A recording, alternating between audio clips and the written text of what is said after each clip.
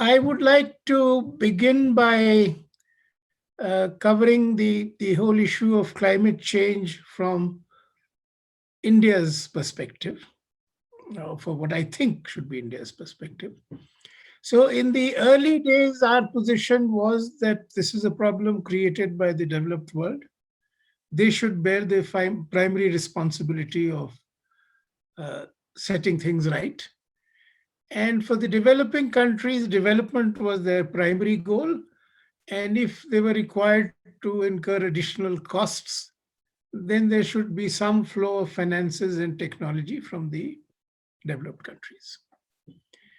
And then there was this huge international tension between us and them, because the developed world started taking the position that what matters were not per capita entitlements or per capita carbon emissions, but emissions from countries. Now, India being so large, obviously our emissions would be very large. And we saw it as a way of either capping our development process or imposing costs which we couldn't bear. So this was this big tension in the international discussions on climate change. And this carried on till the Paris Agreement, where traditionalists from India who had been taking the conventional position and had argued strongly for it in international fora felt that we agreed to an agreement which diluted the principle of common but differentiated responsibilities. Now, in the build up to all this, we had been articulating a position that let us forget history, but per capita entitlements on the carbon space in the planet or for carbon emissions should be the same, which is the principle of equality.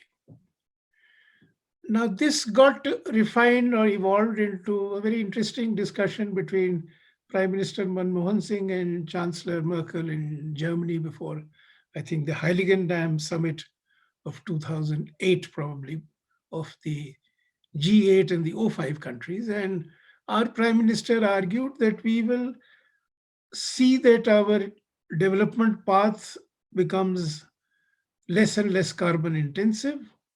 And as you move away from fossil fuels, your per capita emissions or per unit GDP emissions will start coming down. And we will ensure that ours do not cross yours. So at some point of time, we converge. And to Chancellor Merkel, it appeared very fair and equitable. But when her government system looked at it, they couldn't quite agree with it. And so the tension continued till the Paris Accord or agreement. Now we are at a juncture where UK and France through Parliament have formally taken a position that by 2050, they will become net carbon neutral economies. Europe is seriously engaged with the issue and will probably take such a decision sooner than later. And with the coming in of President Biden as the new president of the United States, he is saying climate change is one of his 4 priorities, and his positions have been very forward looking. So 15 years for making electricity fossil fuel free. So this is how the world has changed, and the science is very clear that the Paris Agreement, even if fully implemented, will deliver far too little. I mean, 2 degrees itself would be difficult under the Paris Agreement, and we need much more than that. Now, if you look at our own evolution in terms of renewable energy and energy transition, this is one area where India can legitimately feel that we have succeeded beyond our initial expectations. So when the National Solar Mission began, we said around this time we'll be touching 20,000 megawatts of solar power. We are well beyond that already. We then had a target or a goal of 170,000 in renewables, and now it is 450,000 in renewables. And what has been also quite encouraging and a very positive development that we have been achieving most of it without government subsidies, very modest implicit subsidies, and most of it through private investment. So when the ambition was raised to say 170,000 or 40% of capacity from renewables by 2030, this appeared daunting. 450,000 megawatts today does not appear that daunting or that difficult. So, so the proposition that I would like to put forward for discussion, I think we need to take the discussion in this country forward, that can we not seriously start discussing what becoming net carbon neutral for India would mean?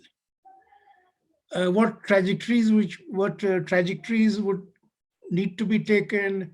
What would be the costs?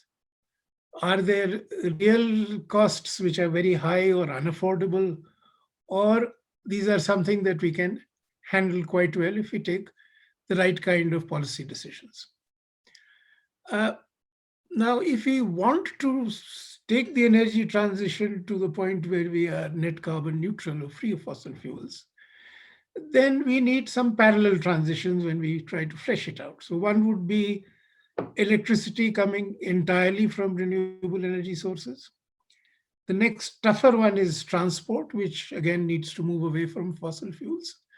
In fact, what has held this uh, or held back the goal of net carbon neutrality in Germany has been the strength of their auto industry, which has been resisting a transition to either the electric mode of movement or through the hydrogen economy.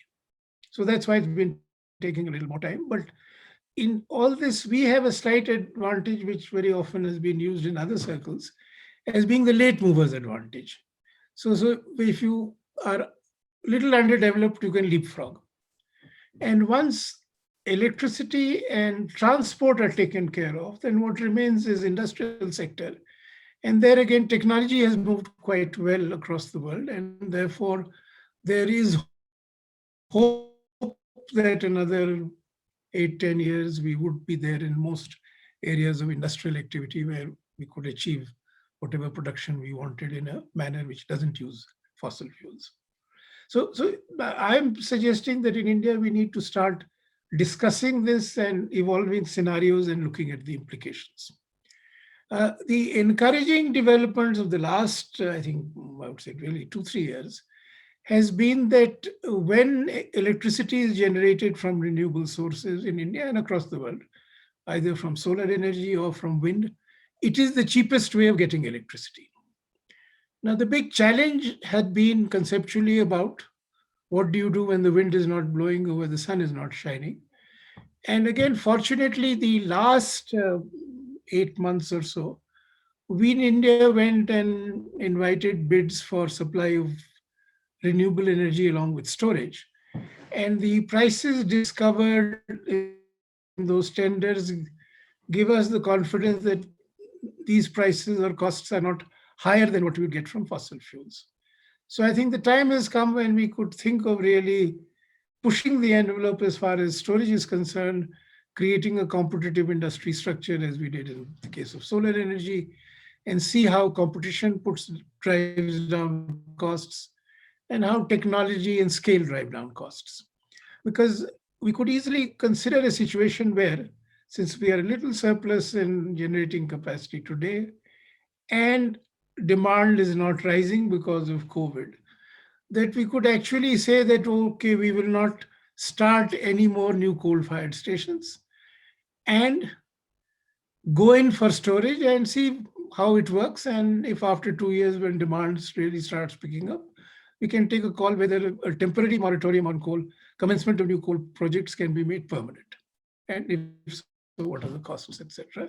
My sense is that it may turn out, if there is rigorous analysis, that the costs are today more affordable than they were when we began the National Solar Mission, where the tariffs for solar electricity was 16, 17 rupees a unit, which is now down to 3 or less than 3. In the transport sector, the electric mobility offers huge promise, but I think we are stuck in a chicken and egg kind of conundrum, because in the absence of charging infrastructure, I, as an individual, would not feel confident of buying an electric vehicle. And a private investor would not put up a network of charging stations because there is no demand. So, what I have been arguing for, and there is a TERI paper arguing that way, that we direct the distribution companies to put up the charging infrastructure in the cities and give a policy directive to the regulatory commissions to accept it as a legitimate investment for distribution business, so that it gets a return for this investment gets covered in the tariffs. And as demand picks up, this may actually be an investment which could, say, generate some surpluses which could cross subsidize some consumption of weaker sections of the consuming set of mm, groups within a distribution licensees area. But I think it's important for us to push the transition to the electric mobility and be ready for the hydrogen economy as a country, rather than wait for the rest of the world to succeed and then we see how to move forward. Now, in doing all this globally, the political economy issue has been very powerful. So Trump went out of the Paris Agreement, and even the election was a big issue that the traditional fossil fuel industry would suffer, and it need not suffer. And they're very powerful. And similarly, as I mentioned, in Europe, the German auto industry has been trying to slow down the transition away from fossil fuel use for cars and trucks. So the political economy dimension is always critical. And in India, I see that also playing a role, because the established auto industry in India would naturally like to delay the transition to electric vehicles. If the transition happens, the whole auto component industry as it exists will need to re-engineer itself or will need to go. And similarly, the coal mining industry, which is huge and a major employer in India, would need to wither away. So there are costs involved and there are political economy issues involved. And it would be best if these are examined and discussed in a transparent manner, and the implications or options are there before civil society, before political leadership, so that probably better and more rational informed decisions could be taken. Like, I think the case has not been well made in the public space that for us to go in for new coal mines today may not be such a good idea when the age of coal is ending, because internationally coal prices have been falling, they will fall some more. We are importing coal comfortably, and the India does not have a balance of payments problem, or nor is it likely to have one which is so acute. Then we need to reduce dependence on imported coal to the extent that it has emerged. Because the other costs are very large. We'll be, chopping lots of trees and taking away a lot of forest areas for the new coal mine blocks that are being auctioned and where coal mining will take place. The other area where we are not having enough discussion, need to have discussion, is the proposition that is being put forward that we should look at gas as a transition fuel. Now, this had made great sense in the US, because by the use of gas and replacing coal by gas for next generation, the carbon intensity of the economy came down. But at this point of time, where we don't have natural gas reserves within our own country, most of it will be imported LNG, and then you get locked into very heavy capital investments in the LNG terminals and the gas pipelines. Could we not look at seeing how we can avoid getting locked into the gas economy to the extent that it is feasible? Now, what would this mean in real terms? Encourage use of electricity for cooking and for transport, and in parallel have the movement of electricity generation away from fossil fuels. So you make two transitions, one away from fossil fuels in generating electricity, and the other away from fossil fuels in transport and in cooking and in industry. And it may turn out that this is something which you could afford. So the big picture, in my view, is that India should have the at least the willingness to have a serious internal conversation without making any external commitments, that we become net carbon neutral along with the most advanced countries at this more or less the same time. So 2047, we are 100 years of independence. Can we stretch the thing and push the frontiers and be amongst the first in the world to be net carbon neutral by 2047? It may or may not be doable, but at least that's the way we should go, and that's the way we should examine policy and drive policy. On the issue of financing, I have a somewhat uh, simple-minded way of looking at things, which is that finances are not in short supply globally, and right now in India also, finances are not in short supply. Money is not in short supply, and it moves. So if there is a return on investment which is reasonable, then money is not a constraint. And now, Indian institutions have gone and raised masala bonds and things like that. And a lot of money, which is called green finance, has come in and supported a lot of the investments in renewable energy in India. But so far, the availability of finance has not constrained an investment which to the investor appears viable. So the policy discussion should be on how do I get an investment into what would support the transition to a green fossil fuel free economy, make that investment viable enough. And where it is needed, we look at other policy instruments, which could be a range of them.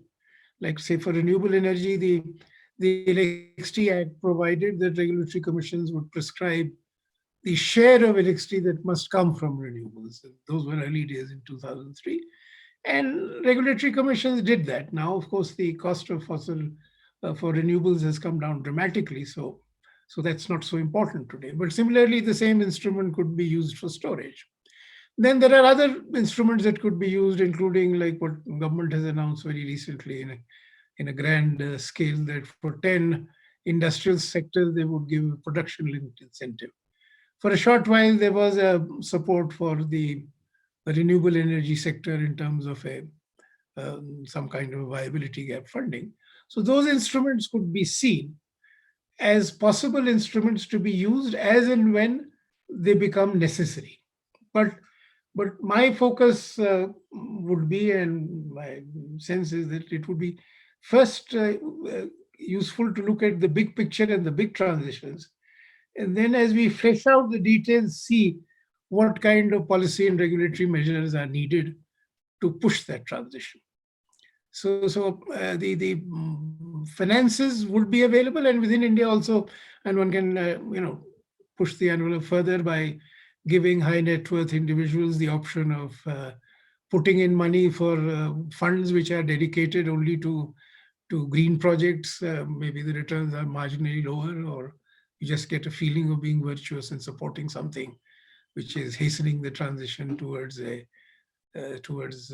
freedom from the real threat from climate change. So I would, I think, like to end here. I think I've taken more or less more than the allotted time that I had. And again, reiterate that let's forget about demanding money from the West. It won't come. Let's forget about asking for technology transfer from the West. It won't come. So let's see what we can do to develop technology internally or get technology to move in freely from private firms which have it in the rest of the world, and see how we could use market instruments and policy instruments to take India towards the global frontier and becoming a net carbon neutral economy. Thank you.